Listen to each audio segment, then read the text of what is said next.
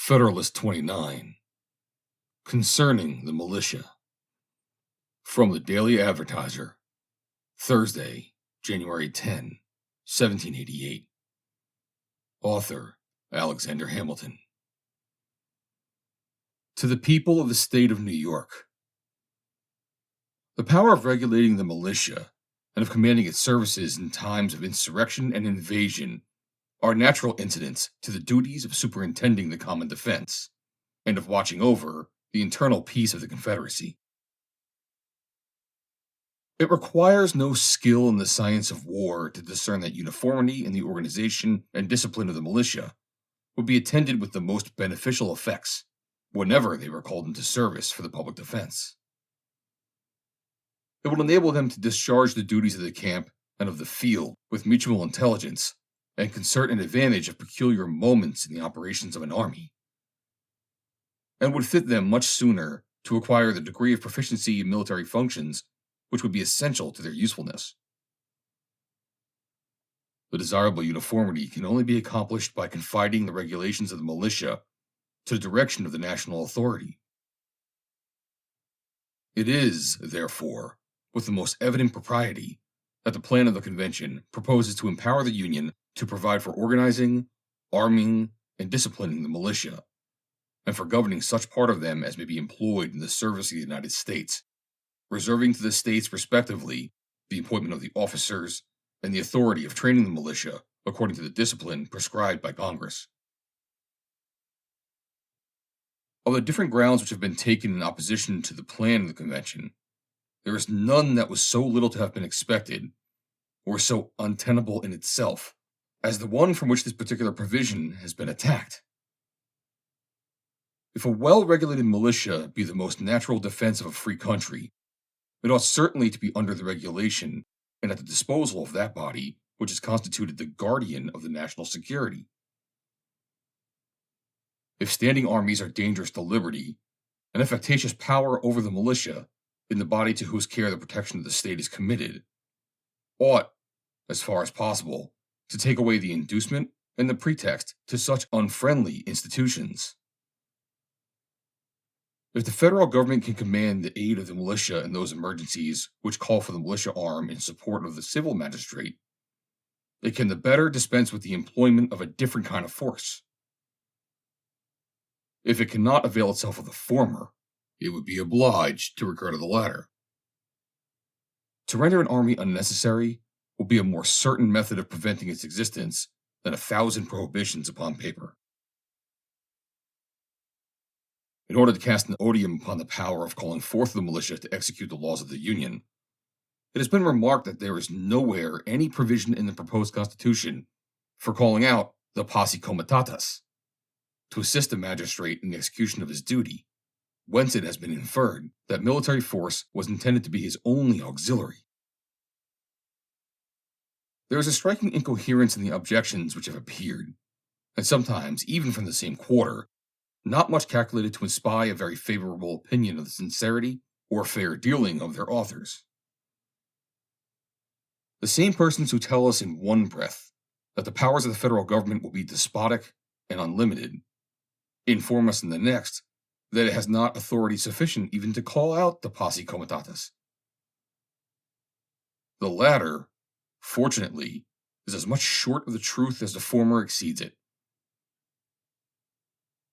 It would be as absurd to doubt that a right to pass all laws necessary and proper to execute its declared powers would include that of requiring the assistance of the citizens to the officers who may be entrusted with the execution of those laws, as it would be to believe that a right to enact laws necessary and proper for the imposition and collection of taxes would involve that of varying the rules of descent and of the alienation of landed property, or of abolishing the trial by jury in cases relating to it. It being therefore evident that the supposition of a want of power to require the aid of the posse comitatus is entirely destitute of color,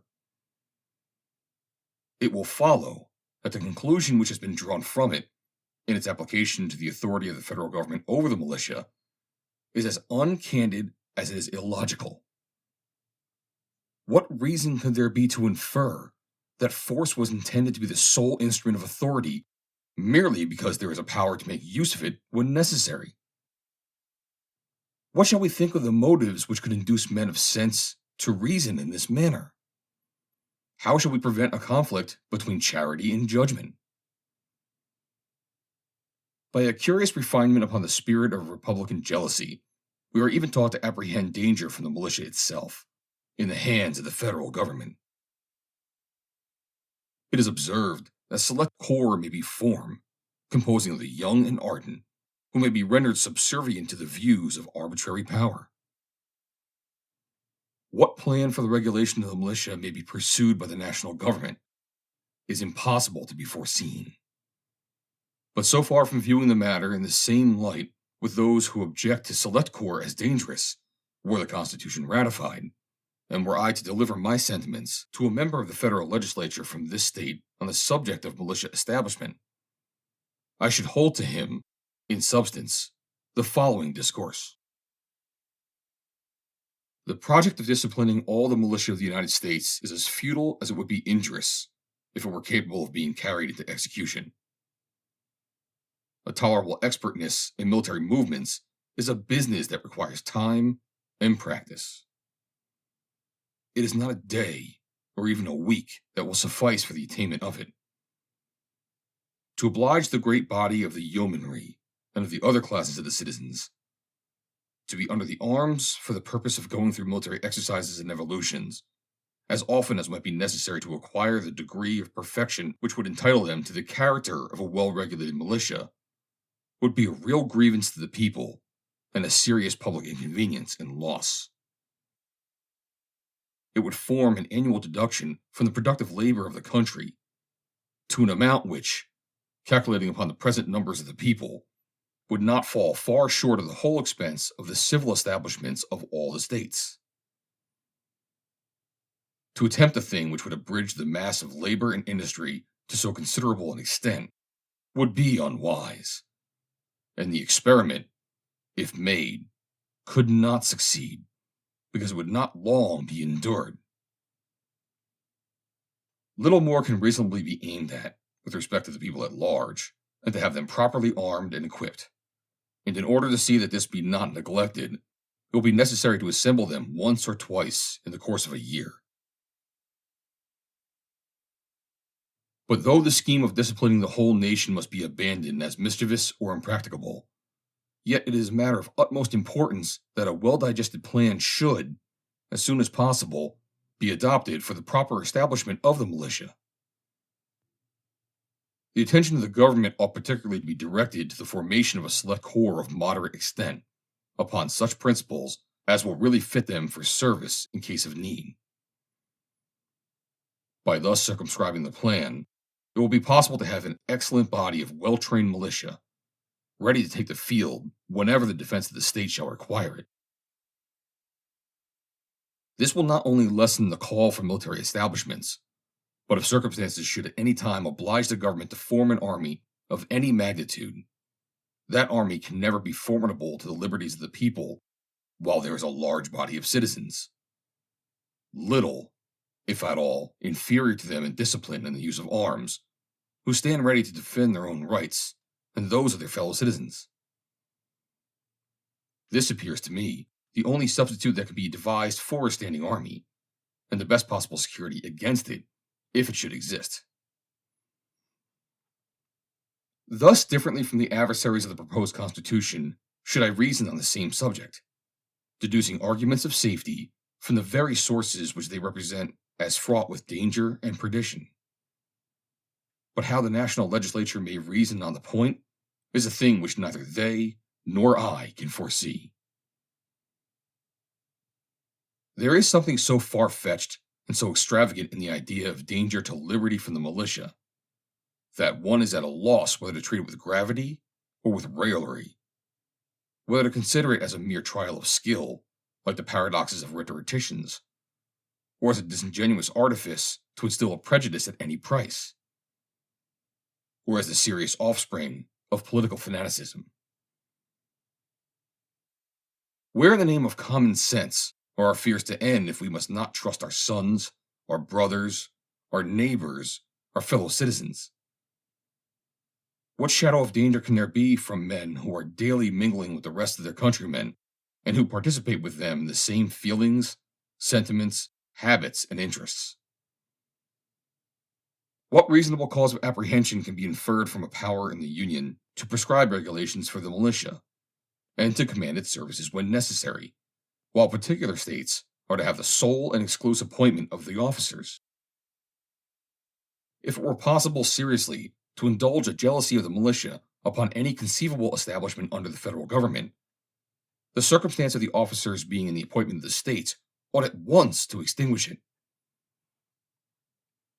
There can be no doubt that this circumstance will always secure to them a preponderating influence over the militia. In reading many of the publications against the Constitution, a man is apt to imagine that he is perusing some ill-written tale or romance, which instead of natural and agreeable images, exhibits to the mind nothing but frightful and distorted shapes.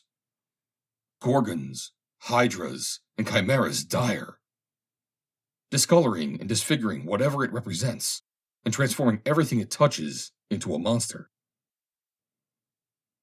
A sample of this is to be observed in the exaggerated and improbable suggestions which have taken place respecting the power of calling for the services of the militia. That of New Hampshire is to be marched to Georgia, of Georgia to New Hampshire, of New York to Kentucky, and of Kentucky to Lake Champlain. Nay, the debts due to the French and the Dutch are to be paid in militiamen instead of louis and ducats. At one moment, there's to be a large army to lay prostrate the liberties of the people. At another moment, the militia of Virginia are to be dragged from their homes 500 or 600 miles to tame the Republican contumacy of Massachusetts. And that of Massachusetts is to be transported an equal distance to subdue the refractory haughtiness of the aristocratic Virginians. Do the persons who rave at this rate imagine that their art or their eloquence can impose any conceits or absurdities upon the people of America for infallible truths? If there should be an army to be made use of as the engine of despotism, what need of the militia?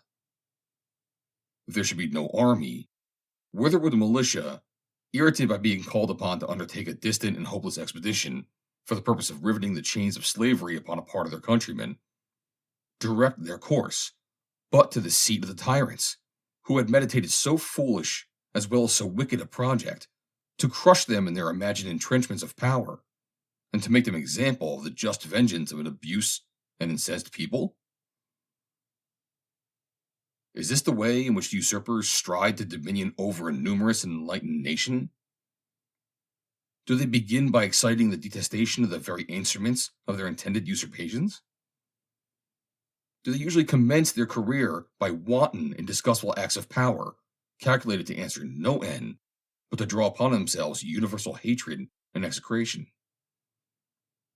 Are suppositions of this sort the sober admonitions of discerning patriots to a discerning people? Or are they the inflammatory ravings of incendiaries or dismembered enthusiasts? If we were even to suppose the national rulers actuated by the most ungovernable ambition, it is impossible to believe that they would employ such preposterous means to accomplish their designs. In times of insurrection or invasion, it would be natural and proper that the militia of a neighboring state should be marched into another to resist a common enemy, or to guard the republic against the violence of faction or sedition. This was frequently the case in respect to the first object, in the course of the late war. And this mutual succor is, indeed, a principal end of our political association. If the power of affording it be placed under the direction of the Union, there will be no danger of a supine and listless inattention to the dangers of a neighbor, till its near approach has superadded the incitements of self-preservation to the feeble impulses of duty and sympathy. Publius. Read by Joe DeNoia, Chesterfield, New Jersey, September 15th, 2022.